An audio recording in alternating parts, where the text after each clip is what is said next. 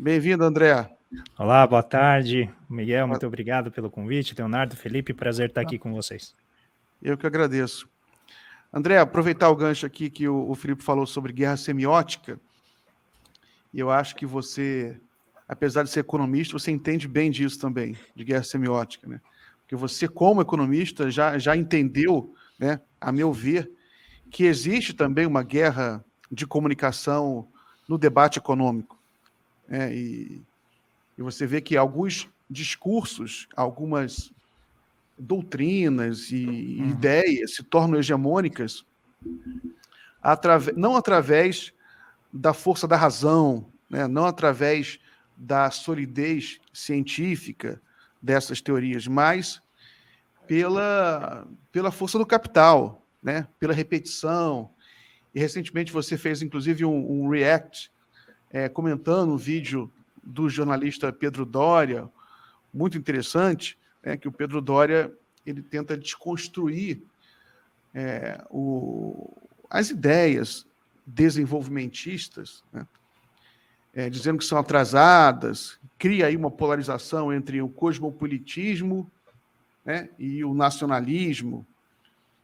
E você fez um react muito bom para mostrar que não é bem assim, que as ideias desenvolvimentistas elas se modernizaram e também nunca foram assim daquele jeito. Mas o fato é, André, que existe uma guerra aí, e eu não sei se a gente está ganhando. A gente, porque eu também me incluo no grupo dos desenvolvimentistas, mas eu não sei se a gente está ganhando, porque a blindagem é muito forte.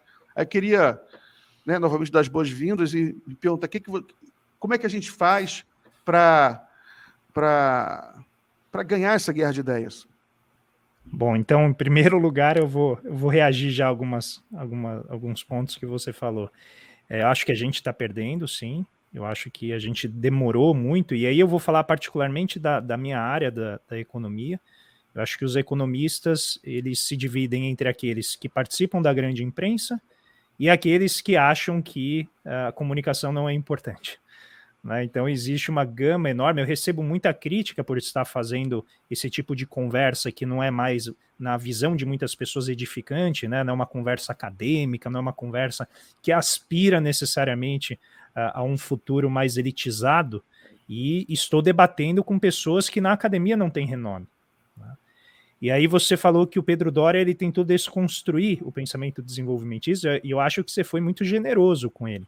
Porque, na minha visão, ele constrói um espantalho ao lado, ele não desconstrói absolutamente nada, né, do pensamento desenvolvimentista, ele cria muitos factoides que falam muito profundamente ao fígado das pessoas que têm receios com esse fantasma da União Soviética que deu errado, que é mais ou menos, me parece, onde muitas pessoas pararam ali, no final dos anos 80, né, muita gente parou o intelecto ali. E a gente vê essa emergência da direita e da extrema-direita nas redes sociais como realmente algo anacrônico do ponto de vista do conhecimento, porque eles acham que o mundo ainda está naquela divisão entre a União Soviética, entre socialismo e capitalismo, comunismo e capitalismo, mas também do ponto de vista teórico, do ponto de vista analítico, eles pararam ainda antes. E aí, por que eu acabei entrando nessa guerra semiótica? Acho que o Felipe está corretíssimo, que é uma guerra de significados, né, de simbologia. É uma guerra de temas, de termos mesmo. Como que você chega num espaço... Pensa, eu fiz o meu mestrado sobre escola austríaca, estudando Hayek, a teoria monetária dele, com um orientador marxista, que ficava ali a todo momento me ajudando a não cair no canto da sereia da abordagem austríaca, da escola austríaca, que era esse espontaneísmo benfazejo, benevolente, que no final sempre dá certo. E quando não dá certo é porque não chegou ao final. Né? E aí eu chego nas redes sociais e vejo as pessoas usando a escola austríaca, que na economia heterodoxa, ela é uma economia heterodoxa, ela não tem praticamente nenhuma participação. Eu estou falando no debate como um todo, no mundo, mesmo dentro da heterodoxia, ela é muito pouco representativa. E ela domina as redes sociais. Os principais youtubers que estão arregimentando centenas de milhares de pessoas para fazer cursos sobre Bitcoin, para entrar, a gente pode falar daqui a pouco sobre isso, eles usam a escola austríaca como uma credencial teórica, uma credencial de conhecimento para arrebanhar essas pessoas. E eles não têm nenhum pudor, Miguel, nenhum, em dizer o seguinte: a economia, eles falam em geral os economistas, eles usam um método científico, mas a gente não. E aí, quando eu vejo eles usando essa estrutura argumentativa, não se esqueça, como eu estudo muito história do pensamento econômico, essa minha área de pesquisa, a gente estuda muito retórica, muito, né, faz análise de discurso, adaptação e adequação do discurso ao contexto, como que as mensagens são recebidas, como que as teorias elas prosperam dentro do conjunto comunitário que é a ciência. E esses caras estão usando a teoria austríaca, a abordagem austríaca, como uma isca. E eu nunca vi isso na minha vida. Eu vou usar um exemplo aí, eu já paro de falar. Em 2008, eu tinha terminado meu mestrado em 2007, fui tentar publicar alguns artigos em escola austríaca. Consegui publicar um e depois não publiquei mais. Teve um artigo que eu mandei, ele foi rejeitado imediatamente. Assim, é difícil quando você manda para uma revista acadêmica, geralmente leva um tempo, mas o meu foi rejeitado quase que automaticamente. 10 anos depois, 2018, eu peguei este mesmo artigo, eu não estou brincando, eu não mexi nele. Eu peguei o mesmo artigo, submeti, foi aprovado sem alterações. O que aconteceu nesse meio termo? A escola austríaca ganhou alguma ressonância no ambiente comunicativo da sociedade, que penetrou inclusive a academia, porque hoje tem muita gente que chega nas aulas falando de escola austríaca, e esse artigo, de repente, se tornou um pouco mais aceitável para a revista. Então eu acho que é uma mudança profunda e eu acho que a gente está perdendo a guerra porque a abordagem heterodoxa mais progressista, ela não ocupou nem os grandes centros da mídia e nem as redes sociais. E a gente agora, né, tem essa... Eu estou falando isso novamente do meu lado como economista. E eu acho que nesse sentido a nossa discussão ela está realmente uma desvantagem muito grande. Muito bem. Eu vou só ler alguns comentários aqui. Quer dizer, agradecer aqui a Socorro Barbosa, que deixou um superchat de R$20. É um sticker o nome disso, né? Um sticker, não é nem um superchat. O pessoal que está pedindo para a gente falar de política, a gente vai voltar a falar de política mais tarde, que eu quero aproveitar para falar mais de economia com o André. E o André combinou de ficar com a gente aqui até às 6 horas, né? E aí eu vou pedir para o Léo fazer uma pergunta, um comentário breve para o André comentar. Ô, André, é muito, muito legal, inclusive, ter você aqui. E, bem, eu vim da sociologia. A gente tem talvez uma outra abordagem, pensando em questões importantes para a sociedade em geral, e existem questões na sociologia que obviamente tocam a economia, e talvez a mais gritante delas hoje seja a questão da desigualdade. Na última década a gente teve aí o surgimento, né, e a gente teve o surgimento de vários pensadores, não que eles não fossem relevantes antes, mas eles se tornaram pensadores pop, vamos dizer, como o Thomas Piketty, como o Darren o Acemoglu, como o próprio Branko Milanovic. E você vê que esses caras eles fizeram trabalhos muito bem embasados para falar sobre distribuição, sobre desigualdade, inclusive sobre questões nacionais relativas a isso. Por que esses caras que fizeram trabalhos super bem embasados não tomaram o debate na grande mídia e nas redes sociais da mesma forma que a escola austríaca e esses caras que misturam noções de day trade em bolsa de valores, criptomoeda e esse quase anarcocapitalismo aí que não é exatamente a escola austríaca, né? O anarcocapitalismo vem do Rothbard, mas tem muito a ver. Por que esses caras não ganham o mesmo espaço na discussão econômica, que você está mais por dentro, do que esses caras que parecem, né? Hoje, a escola austríaca me parece pseudociência quase. Né? Por que esses caras que são super importantes não ganham esse mesmo espaço na discussão que deveriam ter, né? Se a gente olhar pela relevância, pela qualidade do trabalho deles? Eu vou Eu acho que tem muito a ver com o que eles chamam no marketing digital, com a dor que está sendo resolvida. Né? Então, qual é a dor que a escola austríaca está resolvendo? Imposto é roubo, o sujeito está desempregado, não tem uma noção, uma identidade, uma sensação de sucesso, ele não tem uma realização pessoal, e aí ele está com uma dor, que é um problema de identidade. E de repente chega alguém e fala assim, olha, você quer ganhar dinheiro, você quer enriquecer facilmente? Eu vou te dar essa opção, e ela envolve uma moeda que não tem Estado, envolve uma teoria que mostra que você tem que ser livre para perseguir os seus objetivos, sem ter alguém arrancando dinheiro para dar dinheiro na mão de político corrupto. Quando a gente fala aqui, obviamente, a gente está acostumado com um ambiente em que esse tipo de discurso tem pouquíssima penetração. Mas para uma pessoa que está vivendo desacorçoada na vida, em que o sistema não olha para ela, em que ela, durante mais de 15 anos, foi vista como uma vagabunda porque ela recebia Bolsa Família. Parem para pensar, isso não é um debate do século passado. Neste século, a gente ainda, por muitos anos, debateu que uma pessoa que recebe proteção social é uma pessoa que é preguiçosa. Então, a nossa sociedade ela é muito anacrônica, a nossa elite, fundamentalmente, as nossas oligarquias, do ponto de vista intelectual, elas são muito atrasadas. E eu acho que essa dor, ela encontra esse respaldo no mundo digital. O mundo digital é o que a gente brinca, eu, Paulo Gala, o Elias, o Wallace, é o faroeste, não tem lei. E o livro do Queen Slobodian, né, que chama Os Globalistas, The Globalists, ele mostra isso. Existe, a partir dessa construção da sociedade Montpellier, que foi o Hayek, o Friedman, o von Mises, que são grandes expoentes da economia conservadora na Áustria e nos Estados Unidos, a ideia deles era criar uma dimensão de funcionamento do mundo que não respeitasse as limitações administrativas dos estados nacionais.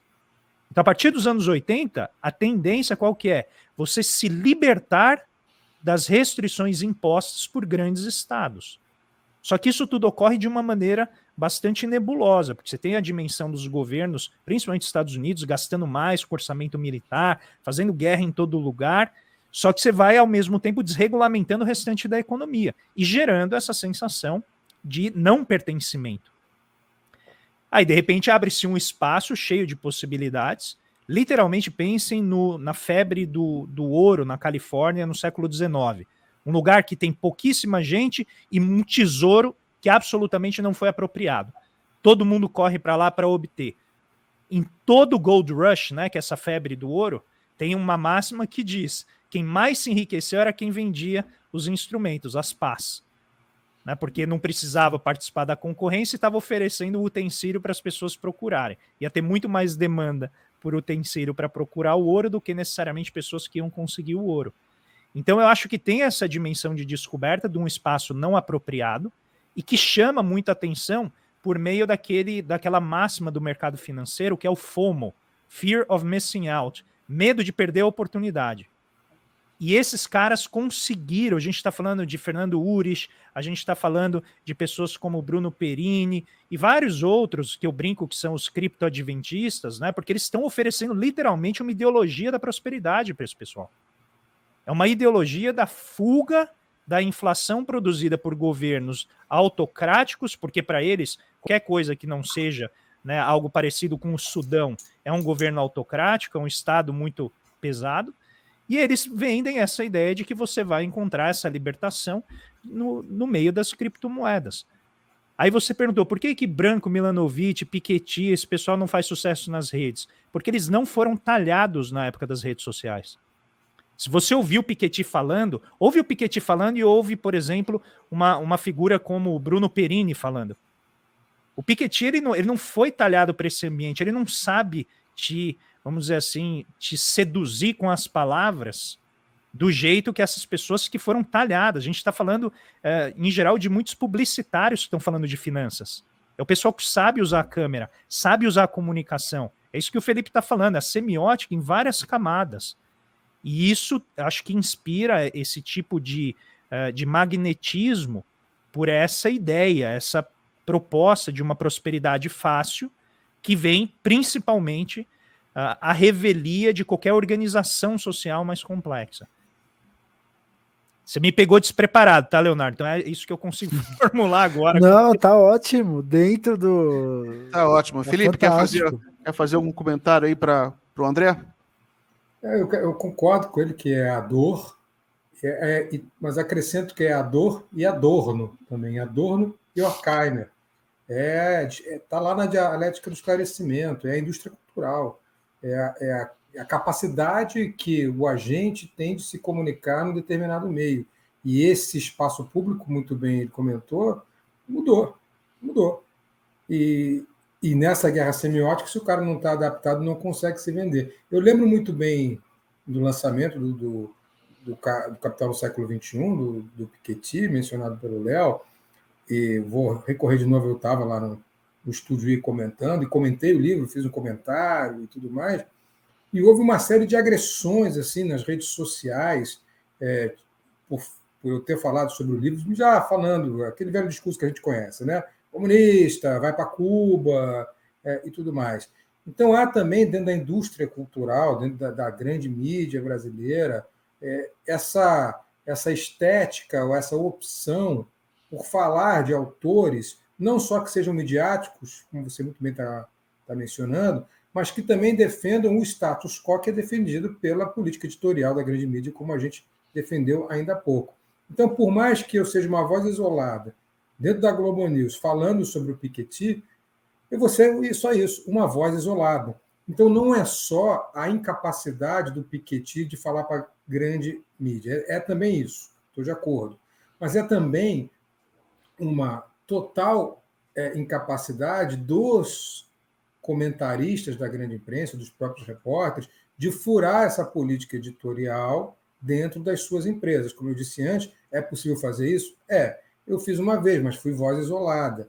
Eu vi em poucos lugares alguém falar do livro do Piketty. Mas falar que eu digo é ficar ali, preenchendo o espaço, discutindo, perguntando para outras pessoas, trazendo outros economistas. Eu vi uma resenha aqui, uma notícia ali, mas o debate amplo mesmo, falar sobre as informações. O livro do Piketty nem se referia ao Brasil, por exemplo.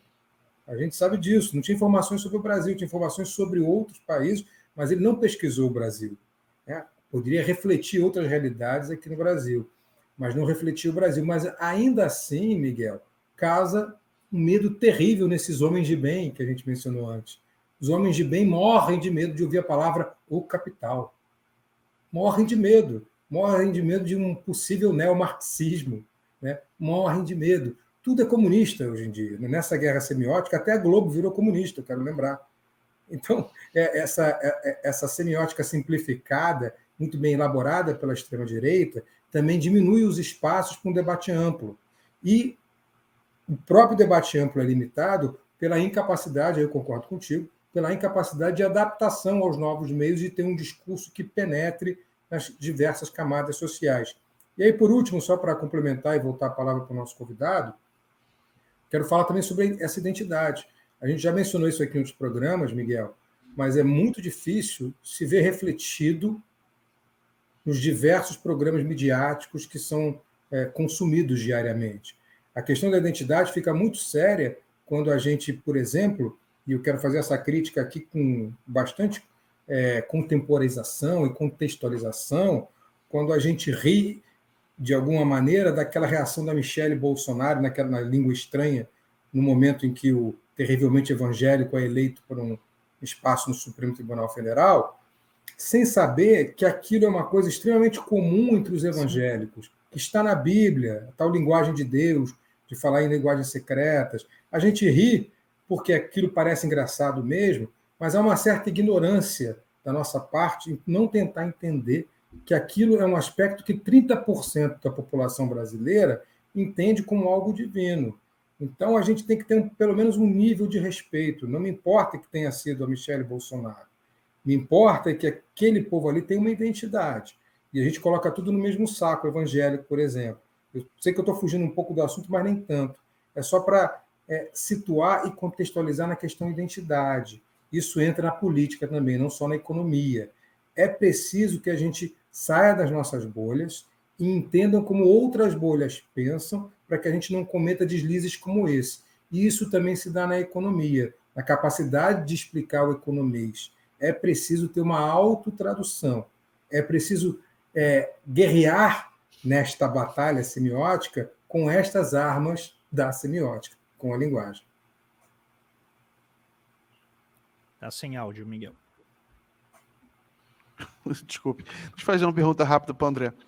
André, você no React ao Pedro Doria, você falou muito sobre a política industrial, né? Que o Pedro Doria ele representa um pensamento que tem ojeriza, acha que é uma coisa atrasada, a política industrial.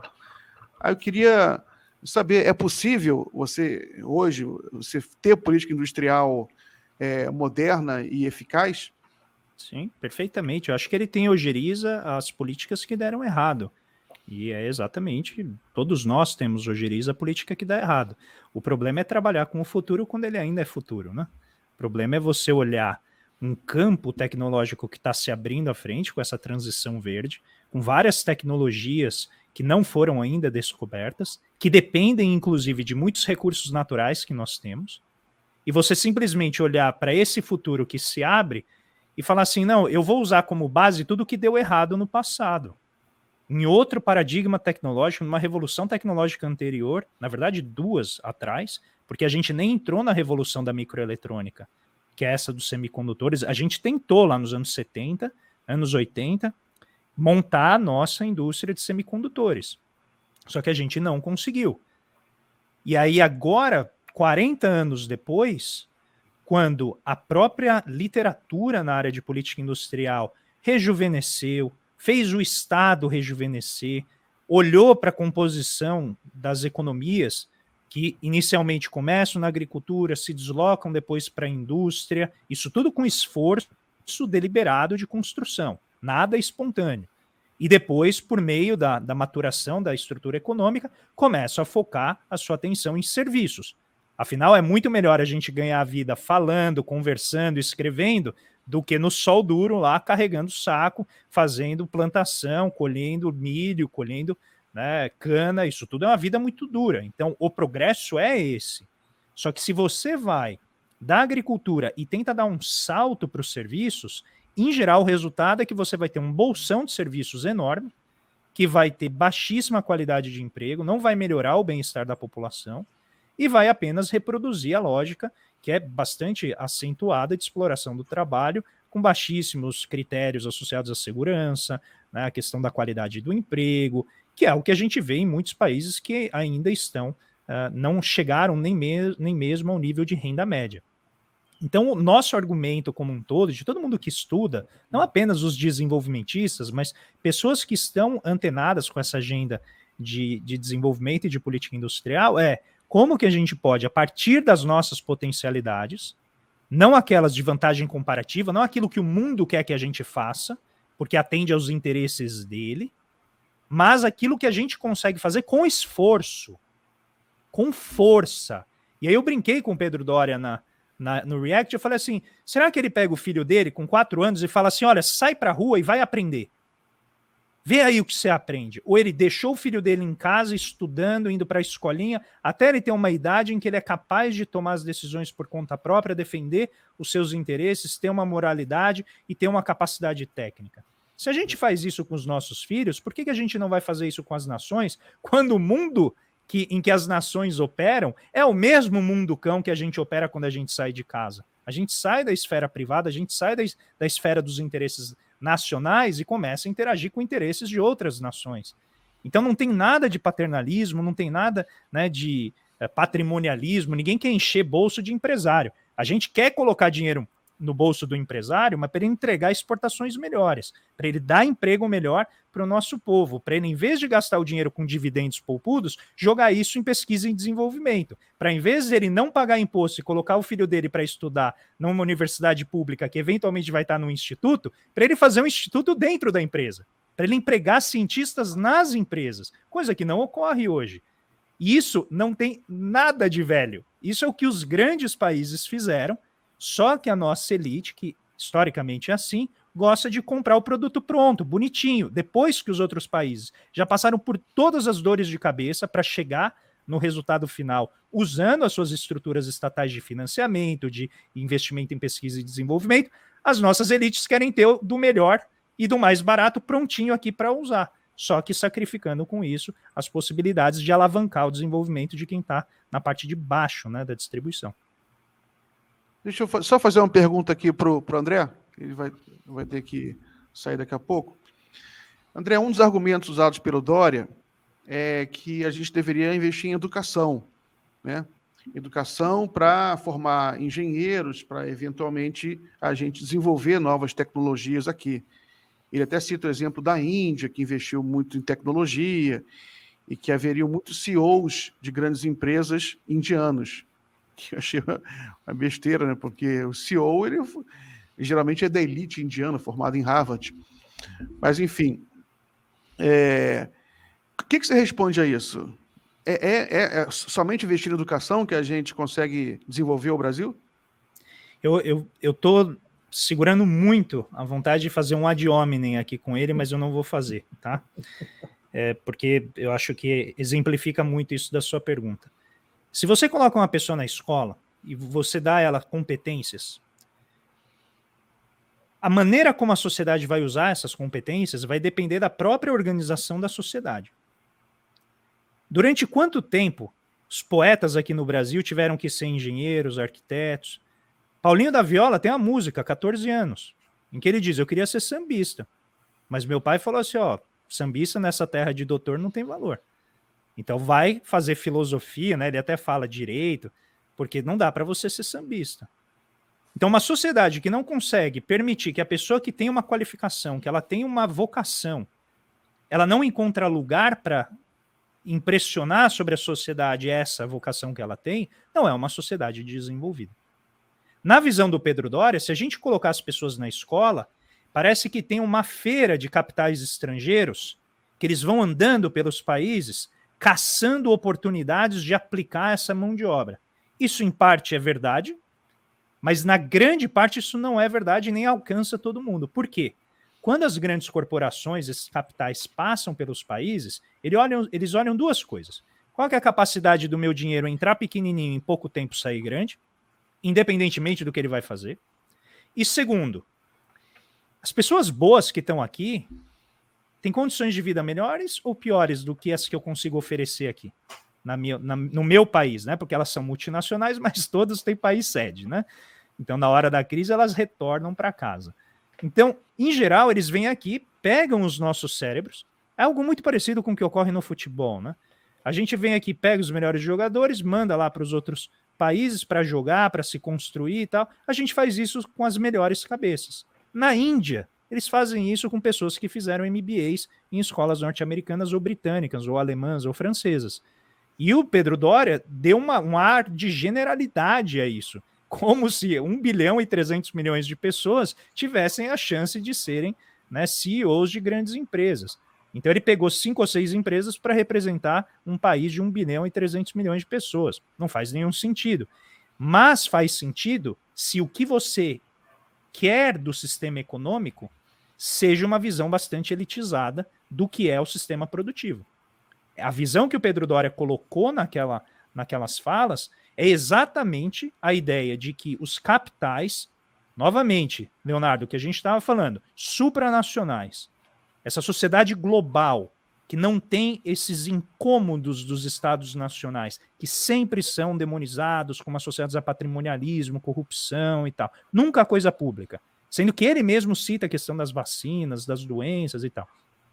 Então existe um plano de eficiência idealizado, em que essas corporações funcionam eficientemente, elas não têm corrupção, ninguém ali chega no topo.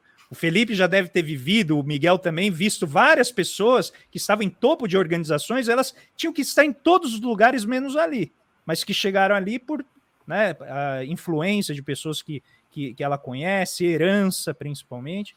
E para essa visão cosmopolita, as grandes corporações são forças do progresso que são atrapalhadas no seu objetivo por governos ineficientes que as tributam, impedem que o capital anda. E aí tem 70 anos de literatura, né, estruturalista da CEPAL, dizendo, elas fazem isso pensando no interesse delas. E se a gente deixar, elas vão conseguir. Mas não é que a gente acha que é uma conspiração, que elas querem destruir o nosso país. elas não precisam nem ter a intenção, elas fazem sem ter a intenção. E o resultado, inevitavelmente, é que a gente deixa, por omissão, essas grandes corporações, essa lógica internacional atuar, e quem paga o pato, quem paga o ajuste é sempre o trabalhador, que tem baixa qualificação, baixo poder de barganha, não consegue se organizar, não tem sofisticação para encontrar emprego em qualquer lugar. E o resultado é essa drenagem de cérebros e o país se mantendo subdesenvolvido. Mas, isso também, para terminar, é típico da América Latina, se o subdesenvolvimento for pelo menos perfumado no topo da distribuição de renda, se entrar bens de consumo de luxo suficientes no topo, de maneira que a elite se sinta razoavelmente confortável, então o que ocorre com o resto é meramente resultado das forças de mercado. Muito bem, André. André, já são 6 horas, 6h03, eu combinei de liberar você a essa hora. Eu tenho mais um tempinho, mas se quiser me liberar... Não. Então pode ficar mais um pouquinho. Então, beleza. Né? André, aqui no início da live, eu mostrei um vídeo do Bolsonaro, né, falando mal do passaporte vacinal, o termo que ele usa, né, o passaporte sanitário. E eu fiquei pensando também que o Bolsonaro representa, né, essa extrema-direita, ela representa esse individualismo tão grotesco que eles são incapazes de pensar a importância da vacina. Eles associam a vacina a uma liberdade individual. Eles são incapazes de pensar a vacina como uma consciência coletiva, né? Como uma maneira de você não apenas se proteger, mas proteger outras pessoas. Isso aí eu associei também à questão do neoliberalismo, que é uma doutrina, né? Se é que podemos chamar disso, uma doutrina ultra-individualista. Vou passar a palavra para os nossos companheiros para eles darem opinião sobre isso e outras coisas, aí eu volto para você. Leonardo, o que você acha desse meu comentário? Eu acho que, assim, associar a rejeição à vacina com o neoliberalismo faz um certo sentido do ponto de vista social, à medida em que você tem a prevalência do individual sobre o coletivo. Esse talvez seja o grande problema da sociedade atual, e não é uma coisa simplória, né? A gente tem uma visão de sociedade derivada, inclusive, do que a gente vê lá na Escola de Chicago e da Escola de Chicago de Economia, não na de Sociologia, essa coisa, né, de você ter a economia baseada, mais uma vez, na prevalência, né? Eu acho que essa coisa que o André falou tão bem, né, de você enxergar como se houvesse uma benevolência própria e as coisas andassem sozinhas, né, dentro desse modus operandi liberal. E daí a gente trabalha isso em todos os temas. Só que quando isso vai além da economia, isso vai gerando outros efeitos para a sociedade. Então a gente perde um pouco daquilo que a gente daquela solidariedade, né, social que a gente enxerga na sociedade. Então as pessoas elas não conseguem enxergar os governos como um promotor de solidariedade social, um promotor de políticas para todos. As pessoas não conseguem mais enxergar a sociedade como algo coletivo, ou seja, se a gente só vai estar bem se está todo mundo bem. Então, por exemplo, política de segurança é um negócio onde isso aparece muito forte, né? Os índices de violência sempre são mais baixos em sociedades onde há bem-estar social. É uma coisa muito forte isso, né? Então, quando há menos desigualdade, quando há mais políticas de bem-estar social, você vai ter índices de violência mais baixos. E na vacina é a mesma coisa, infelizmente. Né? Na vacina a gente percebe que é algo coletivo, que é um pacto social e que a gente tem que trabalhar em cima disso para que todos tenham uma forte adesão ao pacto social. E o Brasil é um exemplo disso. O Brasil ele teve uma forte adesão ao pacto social vacina nos últimos 50 anos. E ainda que isso esteja sendo aos poucos desmantelado pelo bolsonarismo, em alguma medida, esse pacto social que fez com que a vacinação ainda tivesse grande adesão aqui no Brasil, que é uma construção de décadas.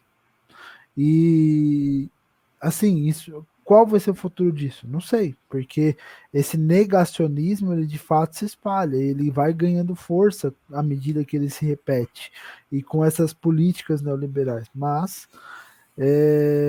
em alguma medida, essa ideia de associar neoliberalismo com negativa de convivência social, negativa de vacina, negativa de ação governamental, descredibilização do governo e da política, busca por soluções individuais para problemas coletivos, e daí a ideia da criptomoeda entra muito forte aí, ela tem tudo a ver. Leonardo, Felipe. O meu trabalho aqui na universidade é tentar entender como se dá o controle do imaginário. Então, eu sempre venho insistindo aqui em tratar da linguística e tratar da psicanálise, que são as minhas áreas de pesquisa. E, em termos de linguagem, a ultradireita não gosta da palavra individualismo, né? O individualista, e trocou por uma outra, que é meritocracia. Reparem como isso vem sendo, aos poucos, ressignificada. A meritocracia passou a ser o individualismo banhado, né? Com outra roupagem. Então, tudo é meritocracia. Então, a meritocracia pressupõe essa liberdade individual, e você, com todo o seu esforço, o seu suor, você chegará onde você quiser. Não importa onde você nasça, não importa que um nasça nos jardins de São Paulo e outro nasça nos grotões do Nordeste, uma comunidade pobre, todos têm a mesma oportunidade, porque é uma questão de mérito. Então, temos que começar por aí, a meritocracia. E isso nada mais é do que o individualismo. A gente sabe que a meritocracia é uma entidade metafísica, né? Todos podem virar CEO. Todos podem virar CEO, CEO de grandes empresas, CEO da Apple. É uma oportunidade aberta a todos. Então, entendam isso. Nesse controle pelo imaginário, há novas roupagens que estão sempre ligadas a neologismos, né? a ressignificações. Isso é um ponto. Entrando na questão da vacina, eu tinha dito isso, e o Léo ratificou agora, há uma cultura própria brasileira de defesa da vacina, e não necessariamente é uma cultura coletiva, porque nunca se soube, eu nunca vi ninguém falando em vacinas antes, sobre eficácia, eficiência, dados coletivos. Era sempre uma decisão individual, eu não vou me contaminar. Não era uma decisão de, eu vou tomar uma vacina para que o outro não se contamine. Isso é uma coisa que a gente aprendeu agora, com a Covid-19, através desses números sobre eficiência. A gente aprendeu que a vacina nos protege da forma grave da doença, mas não nos protege de pegar a doença, mas cria uma barreira coletiva quando bem administrada. Então, o negacionismo feito pelo Bolsonaro, a gente já discutiu isso antes, não tem a ver necessariamente com esse individualismo, mas representa, de uma certa forma, o individualismo quando ele age no argumento de que, veja, isso é uma questão de mérito. Eu, por exemplo, o discurso do Bolsonaro, para mim, que tem um histórico de atleta, aspas, do Bolsonaro, vai ser no máximo uma gripezinha. Volta com um discurso individualista, dizendo, se você for forte, você não vai pegar essa vacina, essa doença. Se você trabalhar, a gente tem que encarar vários. O país não pode parar. Teve uma última declaração agora que eu já não me lembro, mas todas as declarações do Bolsonaro em relação à vacina, Miguel, elas refletem essa meritocracia, entre aspas, esse individualismo, essa seleção natural, esse darwinismo individual.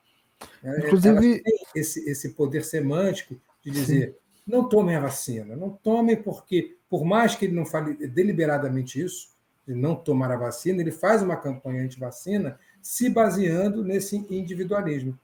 Ele tem essa retórica semântica, essa retórica de convencer as pessoas de que é mérito delas não pegarem a doença, ou se pegarem, terem apenas um resfriadinho, palavras dele, porque todas podem ter o histórico de atleta, se forem pessoas saudáveis, não beberem, não fumarem. Entende como é um pouco mais refinado? O individualismo está ali.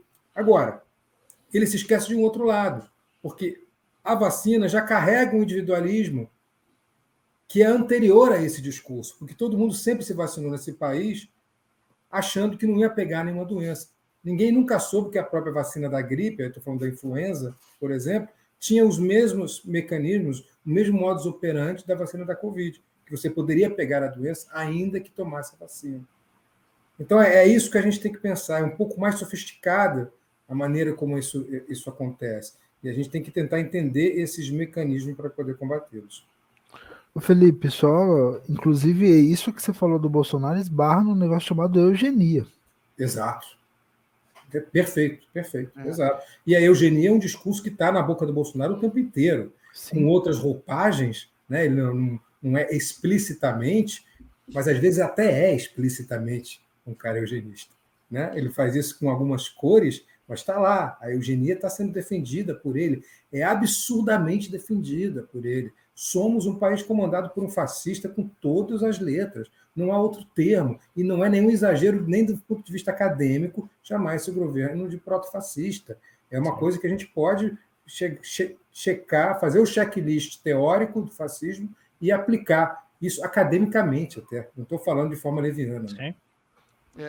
André, uma coisa que eu lembro também do vídeo do Dória, que eu vi o vídeo do Dória, depois eu vi o seu react, é que ele fala que o Brasil ele é uma potência agrícola, né? Então ele poderia fazer aplicativos software de agrícola. Software agrícolas. Eu achei aquilo curioso, né? Porque por que só agrícola, então? Se você desenvolve conhecimento para fazer software agrícola, você pode fazer software sobre transporte, trânsito, né? Educação.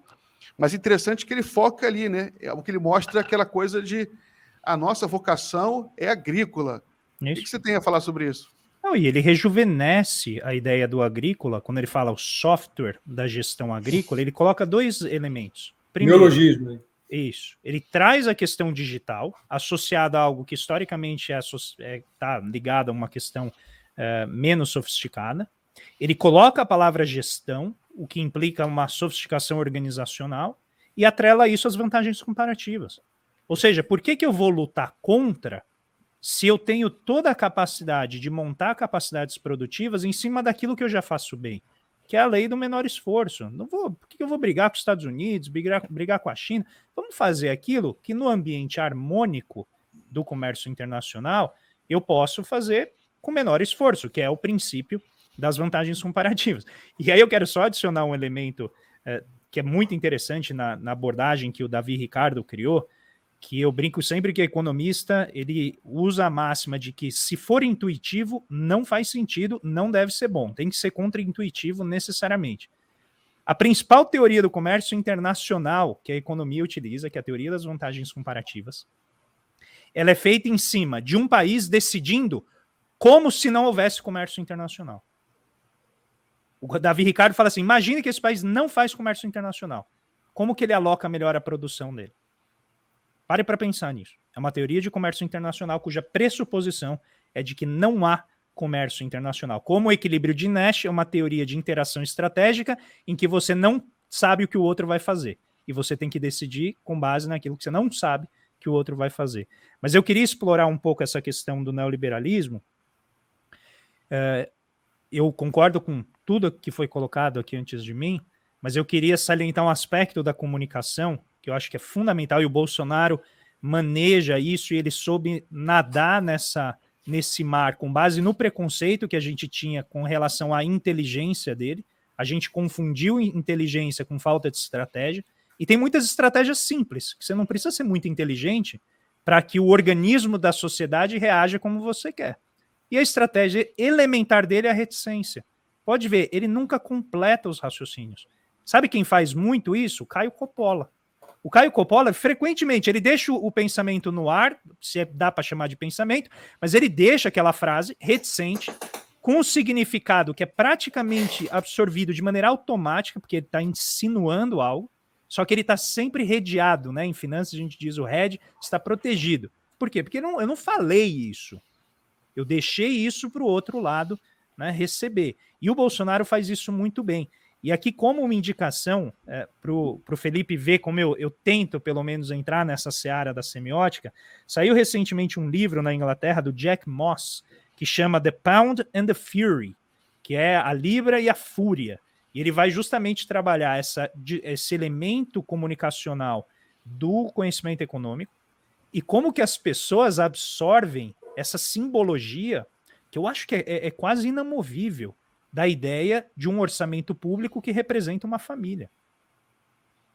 Isso é tão difícil de você remover, quando você está falando do Estado, essa ideia-chave, que as pessoas automaticamente, e eu digo isso porque eu, como economista, que estudo esse troço há 2 décadas já, toda vez eu me vejo entrando por esse caminho, de reproduzir a lógica de uma família aplicada ao Estado.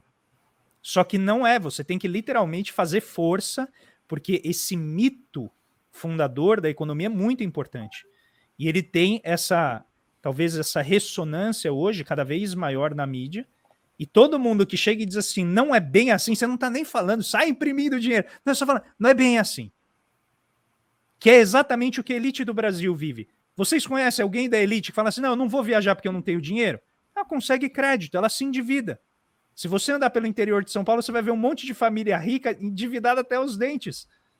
Ou seja, eles não fizeram o curso de educação financeira, por isso que eles estão endividados até os dentes? Não, é porque eles podem. Quando acaba o tempo de pagar a dívida, eles renovam a dívida. Porque eles têm capital, eles têm colateral, eles têm amigos, eles vão renovando. Agora, quando chega no Estado, não. O Estado tem que fechar o ano com superávit para ir pagando a sua dívida. Aí você volta lá no Keynes, o Keynes fala assim, mas desde quando dívida se paga? Dívida é para rolar. Isso vale para a empresa, isso vale para a família, isso vale para o Estado. A questão é, você consegue cumprir no prazo? Esse é o ponto. Quando vem o vencimento, você tem o dinheiro para pagar, mas esse não é um problema de solvência, esse é um problema de liquidez. Você tem que ter o dinheiro disponível ali para pagar. Só que note a força deste raciocínio. Ele é muito fundamental. E eu acho que isso está por trás de todo esse arranjo, que é o Estado gasta demais, corte o Estado de tudo. Eu cheguei a ouvir aquele rapaz do Ideias Radicais, não sei se vocês têm o fígado para acompanhar, mas, novamente, é meu objeto de estudo, então eu acompanho. E ele falou assim, eu não tenho nenhum problema se a corrupção do Estado, um agente do Estado praticar corrupção, se isso levar à redução do Estado na economia. Ele fez esse argumento consequencialista. Vejam onde chega. Se destruir o Estado, eu estou de acordo. Mesmo que isso implique fome, implique miséria, tal, porque o causador da miséria é o Estado. E aí, para finalizar, tocando na questão da vacina, eu acho que tudo que vocês falaram tem um pano de fundo cultural no Brasil.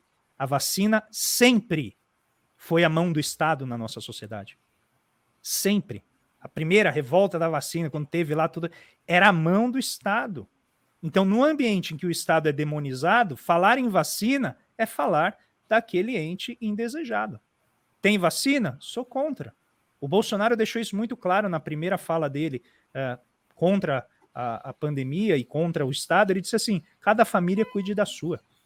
Não tem que ter o Estado. Cada família cuide da sua.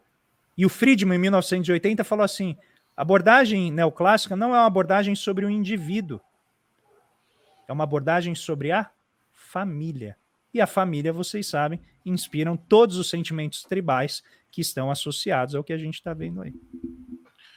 André, só um comentário sobre essa questão da vacina. Para mim, me lembra um pouco o que aconteceu também na Segunda Guerra Mundial, né? E tem um livro muito interessante que fala sobre isso, sobre o fato de que esses grandes tragédias, grandes acontecimentos, eles acabam levando a mudança de estratégia, mudança de política econômica, né? Na Segunda Guerra Mundial ficou a necessidade do Estado não só para bancar os custos da guerra, mas, sobretudo, para reconstruir os países destruídos pela guerra, ficou muito claro. Então, você teve aí décadas dos chamados anos gloriosos, né? Onde o keynesianismo imperava. E agora, com a pandemia, você não acha também que a gente ele trouxe uma reflexão importante para a humanidade sobre a importância do Estado para proteger a vida das pessoas, para proteger o planeta, né? E também para desenvolver setores, no caso, setores de produção de remédio, né? A China se tornou uma potência nesse sentido, você ter estruturas capazes de proteger a população contra o próximo vírus, contra a próxima pandemia, né? E agora tem também, se você pudesse falar um pouco sobre essa questão do Bidenomics, que também eu queria saber o que é isso. Aí vou passar a palavra para você, vou só pedir desculpa aí para os meus companheiros de bancada, depois eu volto aí para vocês. Bom, eu acho que a questão dos bens coletivos e dos males coletivos, como é uma pandemia, ela de fato inspira a necessidade de uma organização superindividual. O problema é que depois de 40 anos de uma tentativa neoliberal de tomar o poder nas diferentes sociedades, eles não conseguiram, mas eles tiveram uma dominância no direcionamento das políticas. Eu falo isso porque frequentemente aparecem, né, os acadêmicos de Twitter falando é impreciso, porque o país não é neoliberal, porque a gente nunca se tornou neoliberal, quem dera, né? Porque aí teria tido reforma da Previdência melhor, né, privatizações, mas não é isso, é a dominância da agenda, é a direção, né? E eu acho que esse direcionamento de redução do Estado, ele tem um dilema. Nas sociedades desenvolvidas, que têm um histórico de constituição do Estado mais longo, o Estado assumiu a posição de cuidar de bens públicos, de cuidar do problema comum. Por isso que Noruega tem estatal de petróleo, Inglaterra tem estatal de petróleo, e aqui a gente está jogando a nossa estatal fora. Tá?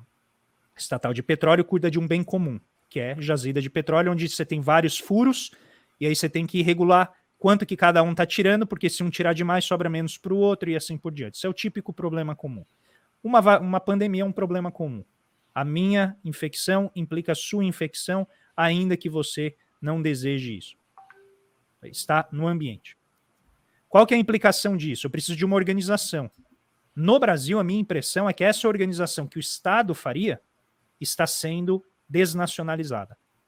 Então, em vez de a gente reforçar o Estado como uma organização superindividual, a gente vai reduzir o Estado a absolutamente tudo aquilo que a gente acha que é o núcleo da ação, que é o Estado mínimo, e o que a gente não conseguir oferecer, a gente, tipicamente, isso é histórico do Brasil, a gente vai trazer empresas estrangeiras para fazer. O exemplo do Ceitec, né, que eu trabalho bastante no canal e venho atuando bastante, é uma estatal que produz chip, nunca investiram direito nela, nunca cumpriram com tudo que prometeram para ela, e aí depois falam que não, joga fora e liga para o Elon Musk.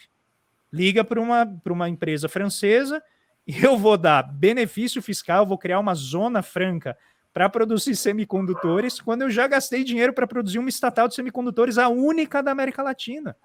Então não tem o problema de dar 3 bilhões ou mais de isenção fiscal para uma grande empresa estrangeira, mas eu reclamo, faço mimimi da pior qualidade possível, porque eu gasto 70 milhões de reais por ano com essa empresa. Não é nada para o orçamento público. Então notem que tem a ver, Miguel, eu acho que com o comando. A nossa elite não gosta que o centro decisório esteja na mão do Estado. Por isso que não tem problema vender o correio por preço baratinho. Não tem problema você depreciar o valor da Petrobras para que alguém do setor privado tenha o nosso Estado brasileiro, né? Porque vende para estatais estrangeiras. Exato. Para estatal estrangeira, para grandes corporações estrangeiras. É desabrido e desavergonhado o discurso assim, nós precisamos trazer o capital estrangeiro. Eu acho que essa é uma representação semiótica do neoliberalismo. É o desavergonhamento de dizer isso em rede nacional. Eu vou abrir mão da minha soberania. Eu posso fazer aqui, mas eu desconfio do que é feito aqui. Então eu vou trazer de fora. E isso é entendido como algo moderno, que aspira ao futuro, quando tudo que isso faz é reforçar exatamente as algemas, reforçar as relações de dependência, que não tem nada a ver com teoria conspiratória, é a lógica do sistema. E eu vejo que essa questão da vacina, ela manifestou isso de maneira muito clara. A gente tem um instituto, né, uma organização institucional que é de dar inveja no restante do mundo no que diz respeito à área da saúde e de vacinação. A gente tem uma vantagem comparativa dinâmica, que é fazer teste. Vocês não chocou vocês no país, um dos mais negacionistas durante a pandemia, com o governo mais negacionista, nós éramos o principal alvo das grandes farmacêuticas para fazer teste de vacina. Porque a gente já tem a estrutura. Quantas vezes vocês escutaram na grande imprensa salientando não a importância do SUS, que é atendimento, mas é também toda essa parte de trás, né, a parte produtiva que o Carlos Gadelha fala muito bem, que é toda a estrutura de fazer testagem, a estrutura de produzir esses ingredientes básicos de vacina, tudo isso está montado. Só que a gente está destruindo isso com base nesse discurso, que eu chamo de subdesenvolvimento perfumado, que soa que nem uma música linda nos ouvidos da elite brasileira, das oligarquias. Por quê? Na era do capital financiarizado, que eu brinco o capital motel, né? O dinheiro eu coloco ali e quero tirar rápido. Não quero deixar o dinheiro ali. Você fala assim, não, vamos colocar numa estrutura que eu vou precisar de 30 anos para desenvolver, vai ficar imobilizado lá. A maioria do grande capital olha para isso e fala, não me interessa. E para quem quiser uma descrição nítida nisso, eu sugiro, porque eu acho que explica muito bem a sociedade norte-americana, esse seriado que está gerando estrondo aí, o Succession, ele tem várias partes ali que mostra a estrutura financiarizada daquele pensamento. Eles falam assim, não, investir em TV velha, pesado, não, vamos colocar dinheiro em coisas que a gente consegue sair com tranquilidade. Eu não gosto de me envolver com investimento de longo prazo. Eu gosto de flexibilidade. A mesma flexibilidade que a gente empurra como discurso no lombo do trabalhador quando ele sai da grande corporação e vai trabalhar como entregador. Olha, agora você é dono do seu tempo. Olha que fantástico. Você sai de casa e já está ganhando. Isso é maximização da gestão de tempo. E, no fundo, é, novamente, apenas desarticulação, desorganização e desassociação, que são marcas do período anterior. Você não falou sobre o Bidenomics. Bidenomics é essa representação, agora que o Biden acabou corporificando, que já vem de algum tempo, que é restaurar o papel do Estado na coordenação dos investimentos e muito motivado no plano dos Estados Unidos pela concorrência da China e no plano ecológico pela crise climática. Então você tem aí o que a gente chama em em teoria da política industrial e mesmo a economia política, da ancoragem externa. Porque em democracias é muito difícil você chegar num acordo sobre como alocar o recurso, principalmente submeter a sociedade a um esforço grande de fazer uma reconstrução da matriz produtiva, porque os ricos vão ter que consumir menos, né? Os pobres vão ter que pagar mais imposto para que você consiga construir o futuro. Todas as sociedades que fizeram transições, elas passam por essas dores. Só que, se o sistema está articulado, é mais fácil de distribuir esses ônus e esses bônus. Quando o sistema ele é mais, vamos dizer, polarizado verticalmente, né, o topo está acumulando muita riqueza e a base mantém a força de trabalho, é mais difícil de você fazer essa organização. O Biden chega e fala assim, eu não tenho como resolver o problema do sistema financeiro, porque vocês já estão viciados. Então eu poderia contratar empresas privadas para fazer isso, mas não dá, vocês já estão financiarizadas. Eu vou fazer pela base.